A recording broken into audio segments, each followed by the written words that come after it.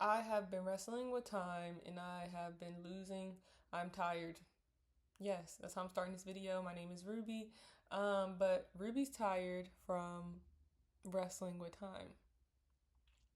I don't know who I thought I was, but time, you got that. I surrender and submit to you.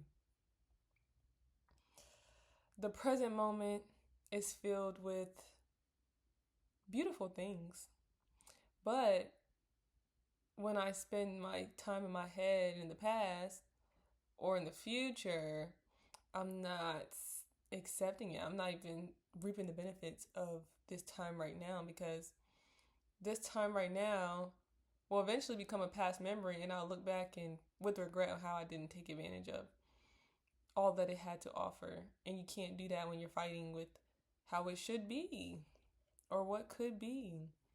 All we have is what is, right? That sounds like I'm trying to be all deep, but just it's also so simple at the same time. And I was reading this book and it was talking about how the ego, three things the ego likes to do with in terms of time. Either they the ego will see time as like a means to an end, like instead of just like seeing it as being present in the full moment, it's like, oh, I just have to get through this, I just got to get through Friday, or I'm just here on Monday. But really, like, it doesn't sit or fully appreciate it. It just looks at it as like a means to an end. Another thing the ego likes to do with the present moment is see it as an obstacle. Like, it's this time is like it's an obstacle. It's in my way. It's messing up the game, or it's like it's in between me and my happiness. Like it's an object or something like to get around, or that's a block, right? And then the third thing the book said was that the ego can see time as an enemy. I mean, not time, the present moment as an enemy. And I found myself seeing that. Like, I found myself, or my ego, like, I'm not trying to identify with it, I found, I've differentiated between the voice of my ego and myself, because sometimes I identify with my ego, but I realize it's not me, that's my ego. Um, but seeing time as an enemy, an obstacle, a means to an end. But, but life is in the moment. So this is what I'm doing to my life. So now my life is an enemy. It's an obstacle. When in reality, the present moment, all I can do is be here. All I can do is just live. Like, I was designed to be right here where I'm at in this moment. And so this book, it's over there. It encourages, just being present and making time your friend. So if you are in a depressed season and you're sitting in your bed staring at the ceiling, you just woke up and you don't feel like getting up, time is probably feeling like your enemy or an obstacle, or the present moment is feeling like an enemy obstacle.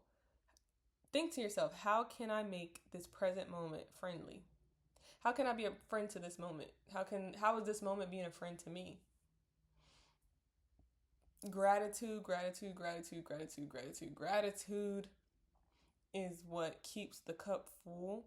So it could just be like I'm laying in the bed. I woke up. Oh man, they broke my heart. Oh man, lost my job. Oh man, I'm in pain. Okay, I'm staring at the ceiling.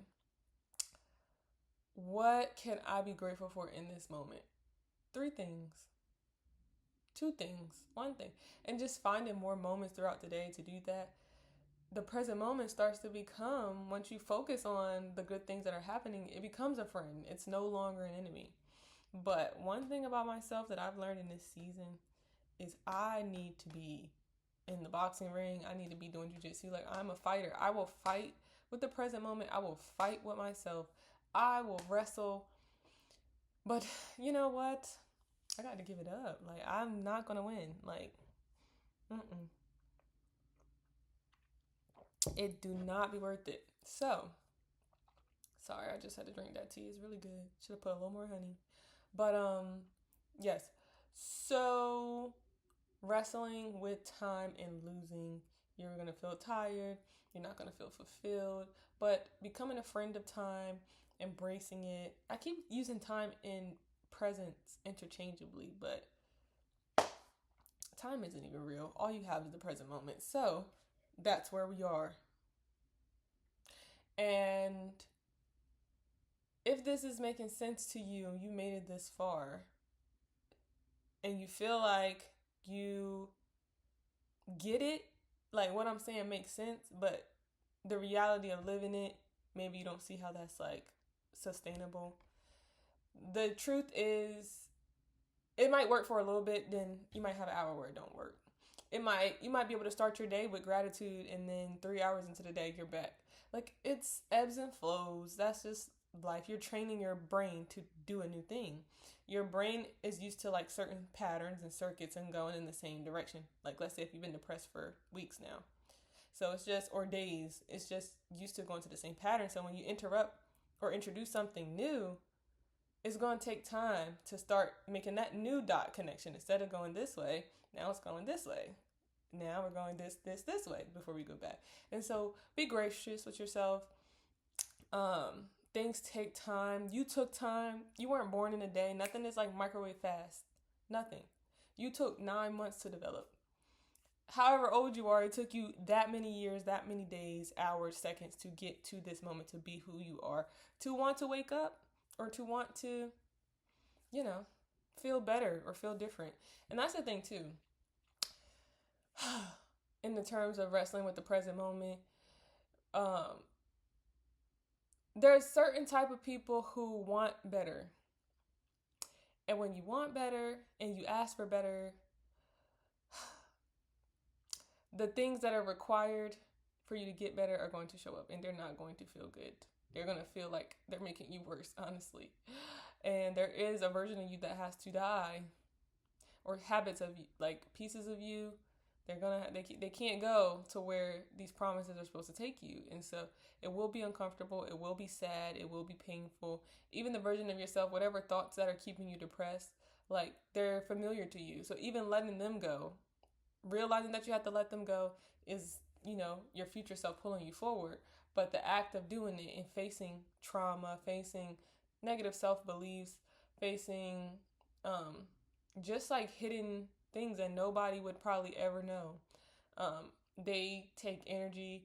They're going to take tears. It's going to take uncomfortable days, moments, seasons. And so for those of you who want to be spiritual and walk the walk, be careful what you ask for. But know that whatever you're asking for, if it's in your heart to be better, to be wiser, because there's some people who just accept where they are. Like, yeah, I'm messed up and I'm going to stay messed up. It is what it is. That's just life. And then they just thrive in the trenches. And then there's some people who like, I want more for myself. And so they put in the work. We hear self-love all the time. Love yourself. That's easier said than done. It's a daily act, a daily practice. So it's a daily fight at times. And the more you do it, the stronger you'll get, the easier it'll become, the more natural. That's any skill that you're learning, right? So, like I said, be gracious with yourself, and gentle. I got a lot more of my bracelets on today. Be gentle with yourself and others. Be confident in the calling. Be confident in the calling. So whatever it is that you're, it's like, whatever it is that you are calling on, or you feel calling you forward, be confident in what it's doing and what it requires to get there, and who you are and your ability to make it there. That's something that I'm not doing. I'm not gonna say I'm not doing. I'm growing in. I find moments where I'm confident, and then I find moments where I'm like, nah, not me. I'm not worthy. Then I find moments like, yeah, this is me. That's what I'm supposed to do. And like, nah, yeah, this is worth it. Nah, it's not worth it. And so one thing my friend was telling me when I was trying to get a job where I'm at now, she was saying, Ruby, she was like, don't waver in your faith, because if you waver in your faith, the universe you're going to get wavering results back. What you put out is what you get back. So stay confident in the calling, stay confident in the plan. If you don't know what your calling is, the loved ones around you, they'll help you. They'll show the mirror on you. They've probably been telling you things about yourself all the time and you just weren't listening about how special you are. Maybe you should start singing, or maybe you should start painting, or maybe you should, like, it's all around you, right? And so be confident in the calling. If you've been called to face these battles, if you've been called to self-reflect and self-improve, be confident in thinking you're worthy of what's on the other side of this fear, of this depression, of this, you're worthy of being happy. You're worthy of loving yourself. You're worthy of having your heart's desires. You really are. But sometimes that could be hard to believe. And I'm going to take a sip on that.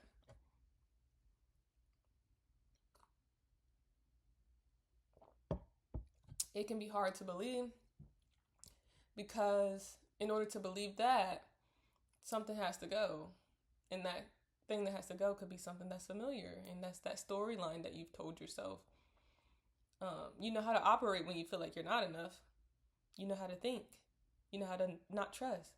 But in order to be someone who is enough, you have to behave different, think different. You don't know how to do that. And that could be scary. So it could be safer to just put the blame on yourself, or take, just not change. So yeah, this is just about how I was wrestling with the present moment, and I was losing. I'm pretty sure I broke a hip, a back. I got some scars around my neck. I've been choked out by the present moment, fighting the present moment, fighting time. Just surrender. It's a lot easier that way. And yes, if you're on your spiritual journey, you're intentional about evolving and growing and being a light, and not just being a light, because we all are lights, but some people are confident in their light and they want it to shine bright. Yeah, I'm here, but I could be so much more. Like, there's more light underneath me, and I want to feel it. I want to embrace it, and I want to bless the world with it and help the world with it. Then be confident in the calling. Be patient in the process, and let me know how it turns out. This is someone who's in the process as well. I look forward to the days where I look back and smile at myself for the strength that I've had in this season, and even up until this point, like seeing how, they call him a way maker, how ways were made, how opportunities happened, people came into my life that I couldn't have imagined, and changed my life, and just me being myself, the things that I was able to do and accomplish. And that was all with these beliefs that I had about myself. So imagine what more can happen when I actually love myself confidently, when I actually pour into myself and committed to myself, and not just in a selfish way, but like nurturing and in a caring way. The world's not ready. I said it here. The world isn't ready. So, yeah. Anyway, I don't know what this video intentionally was for. I just wanted to talk about me wrestling with time, and it turned into whatever it turned into. Hopefully it helps you, or if you know someone that this could help, just go ahead and send it, like, comment, subscribe, all the things. So yeah, that's me. I drink my tea.